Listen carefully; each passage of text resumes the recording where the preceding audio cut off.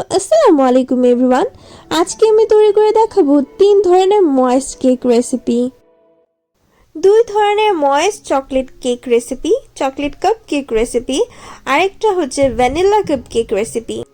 প্রতিটা কেক অনেক বেশি ময়েস্ট। আপনারা 15 থেকে 20 দিনের মতো এগুলোকে বাহিরে রেখে খেতে পারবেন। যারা বিজনেস করতে চান এবং ময়েস্ট কাপ কেক খুব পছন্দ করেন তাদের জন্য পারফেক্ট একটা রেসিপি। অনেকের কমপ্লেন থাকে তাদের কেক তেমন একটা সফট হয় না, কাপ কেকগুলো একটু ড্রাই হয়ে যায়। নর্মাল কেক তো ক্রিম দিয়ে সুগার সিরাপ দিয়ে সফট করা যায়, কাপ কেকের সাথে সুগার সিরাপ ইউজ করলে ততটা ভালো লাগে না। কিন্তু এই কাপকেকগুলো এমনিতে অনেক ময়েস্ট। কিছু সিক্রেট ইনগ্রেডিয়েন্ট দিয়ে আমি এই কাপকেকগুলো তৈরি করেছি। যারা আমার ভিডিও রেগুলার দেখেন তারা অবশ্যই বুঝতে পারবেন আজকের রেসিপিটা। প্রথমে তৈরি করব চকলেট কাপকেক। এই চকলেট কাপকেকটা অনেক ময়েস্ট, এটা ফ্লেভারটা অনেক বেশি ভালো। তাহলে চলুন শুরু করি। প্রথমে নিয়ে নেব রুম টেম্পারেচারের 2টা ডিম। আমি এখানে কুসুম সহকারে ডিম নিয়েছি। এরপরে আমি এখানে দিয়ে দিব চিনি।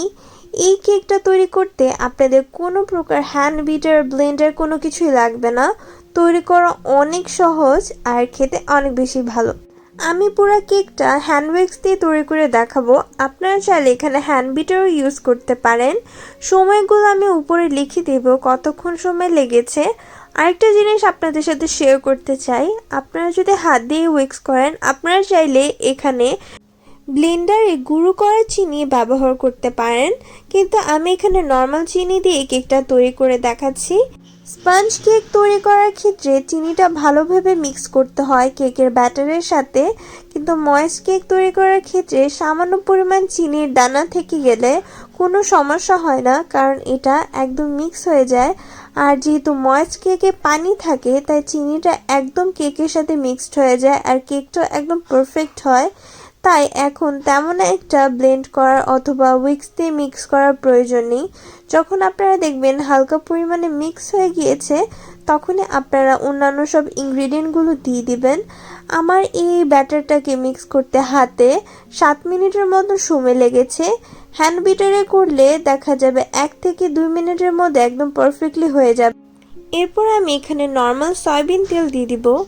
আপনারা চাইলে এখানে বাটার ইউজ করতে পারেন, মেল্টেড বাটার ইউজ করতে পারেন।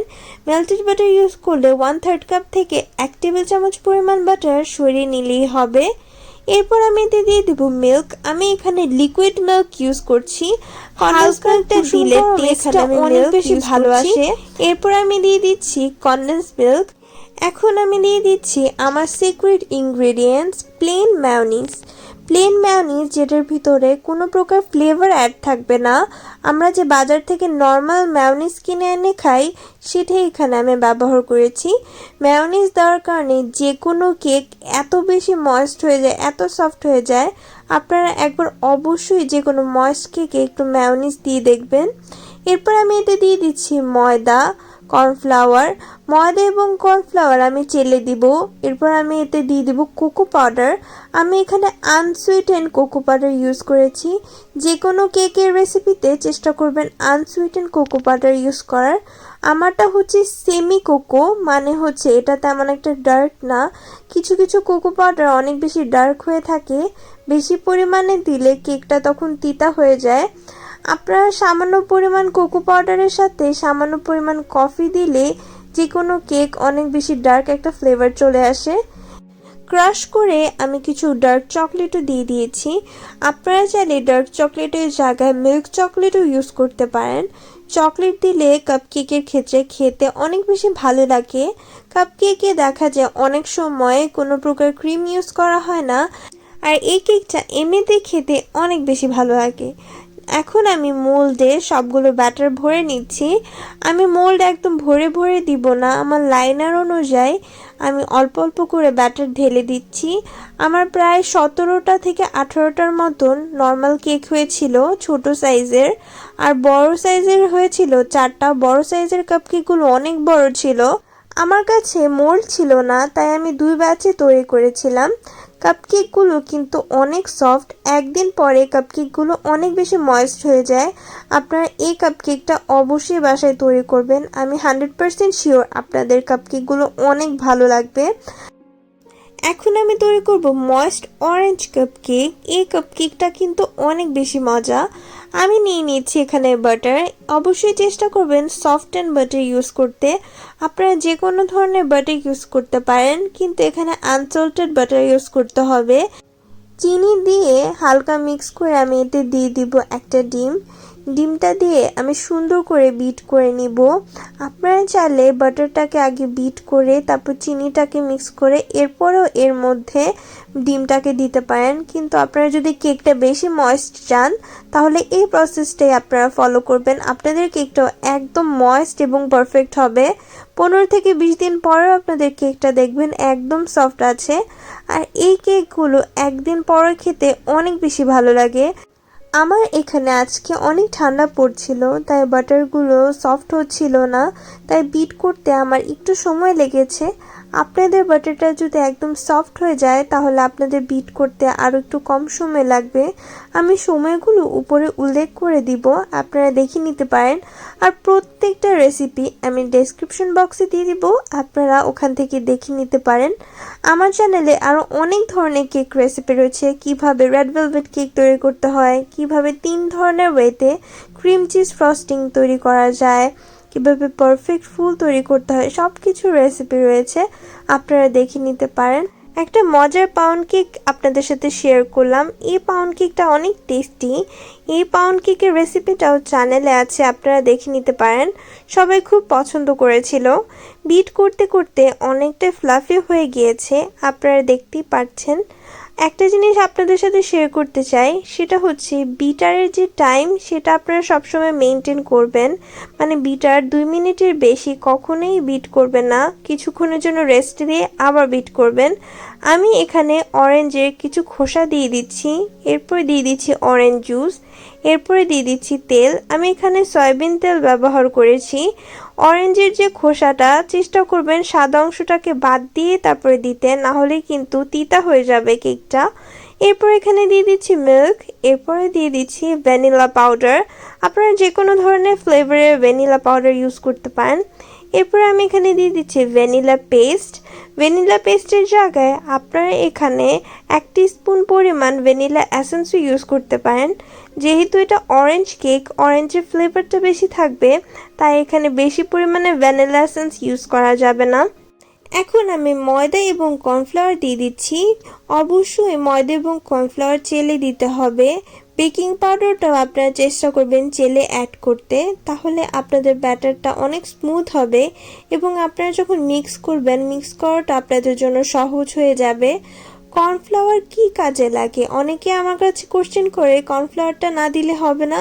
হ্যাঁ হবে, কিন্তু কর্নফ্লাওয়ার হচ্ছে উইক ফ্লাওয়ার। উইক ফ্লাওয়ার সাধারণত যে কোনো কেককে সফট রাখতে সাহায্য করে। যে কোনো কেক সফট রাখার প্রধান ইনগ্রেডিয়েন্টের মধ্যে কর্নফ্লাওয়ার একটি। এরপর আমি এখানে দিয়ে দিচ্ছি বেকিং পাউডার এবং baking soda. Baking powder baking soda দিয়ে আমি বিটার দিয়ে লো স্পিডে বিট করে নিব। হাই স্পিডে বিট করা যাবে না, তাহলে কিন্তু ডিমটা যে আমরা বিট করেছিলাম সেটা বসে যাবে, কেকটা কিন্তু খেতে ভালো লাগবে না। এই একটা ডিমের ব্যাটার দিয়ে প্রায় 6টা বড় বড় কাপকেক হয়েছে আমার। কাপকেকগুলো বেক করার প্রসেসটা আপনাদের সাথে আর শেয়ার করলাম না, কারণ প্রথমের প্রসেসগুলো একদমই সেম। বেক করার টাইমটা আমি উপরে দিয়ে দিব, আর যারা চুলায় তৈরি করতে চান তারা পারফেক্টলি এই কেকটা চুলায় তৈরি করতে পারবেন। আমি আজকের কেকটা চুলায় তৈরি করেছি। আমি ইলেকট্রিক চুলায় এটাকে বেক করেছি, আপনারা নর্মাল চুলায় লো হিটে এটাকে বেক করে নিতে পারেন। এই ব্যাটারটা দিয়ে আপনারা এরকম সুন্দর পাউন্ড কেকও তৈরি করতে পারেন। তাছাড়া আমার চ্যানেলে এত টেস্টি একটা চকলেট কেক রেসিপি আছে, আপনারা দেখতেই পারছেন। এই চকলেট কেকটা কিন্তু অনেক টেস্টি। যারাই তৈরি করেছে আমাকে বারবার বলেছে যে এটা অনেক বেশি টেস্টি। আপনারা এই ময়েস্ট চকলেট কেকটা একবার অবশ্যই বাসায় ট্রাই করবেন। আর সেম রেসিপি ফলো করে আপনারা এই পাউন্ড কেকটাও তৈরি করে ফেলতে পারেন। কিন্তু এই পাউন্ড কেকের মধ্যে একটা সিক্রেট ইনগ্রেডিয়েন্ট আছে, আপনারা যদি দেখেন আপনারা অবাক হয়ে যাবেন। রেসিপিটা আপনারা দেখে নিতে পারেন। 3 নম্বর চকলেট কাপ কেক রেসিপি।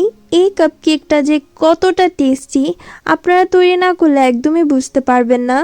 আর এই কাপকেকটা তৈরি করা অনেক বেশি সহজ। আমি প্রথমে একটা ডিম নিয়েছি, এরপর আমি এখানে কফি নিয়েছি, চিনি নিয়েছি, ভ্যানিলা এসেন্স নিয়েছি আর নিয়েছি মেয়োনিজ। মেয়োনিজটা কিন্তু অবশ্যই এখানে দিতে হবে আপনারা যদি চান আপনাদের কেক অনেক বেশি ময়েস্ট থাকুক সেক্ষেত্রে। এরপর আমি এখানে লিকুইড দুধ আর দিয়ে দিচ্ছি তেল, দিয়ে আমি সুন্দর করে মিক্স করে নেব। এত টেনশন নেই, সুন্দর করে মিক্স করে নিলেই হবে, এত বেশি ভাবতে হবে না যে চিনি গললো কি গললো না।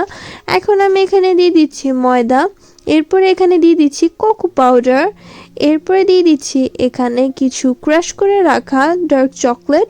আপনারা এখানে ডার্ক চকলেটটা একদম স্কিপ করতে পারেন, কিন্তু কফিটা এখানে স্কিপ করা যাবে না আর মেয়োনিজটাও এখানে স্কিপ করা যাবে না। এখন হুইস্কটা দিয়ে সুন্দর করে একটা স্মুথ পেস্ট তৈরি করে নিতে হবে। এখানে কিন্তু চিনিটাকে যে পারফেক্টলি গলাতে হবে এমন না, বেক করার সাথে সাথে একদম সুন্দরভাবে চিনিটা গলে যাবে আর মুখেও লাগবে না বা পুড়েও যাবে না। আমি এখানে বেকিং পাউডার দিয়ে দিচ্ছি, বেকিং পাউডার দিয়ে আমি মিক্স করে নিচ্ছি। এখন আমি এগুলোকে সুন্দর করে ট্রেতে বা মোল্ডে ঢেলে নিব। আমার আজকের ব্যাটার দিয়ে প্রায় বড় বড় 6টা কাপকেক হয়েছে। আমার কাপকেকের সাইজগুলো অনেক বড় ছিল, মিডিয়াম সাইজের প্রায় 9টা থেকে 10টার মতন কাপকেক হবে আর স্মল সাইজের 12 থেকে 14টার মতন কাপকেক হয়ে যাবে।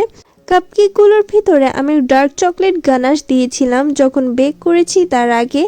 আপনারা চাইলে এর ভিতরে যে কোনো ধরনের গানাশ অথবা পাই ফিলিং দিতে পারেন। এখানে আপনারা নুটেলাও দিতে পারেন, নুটেলা দিয়ে খেতে অনেক বেশি ভালো লাগে। এই কেকটা আমার অনেক ফেভারিট একটা কেক।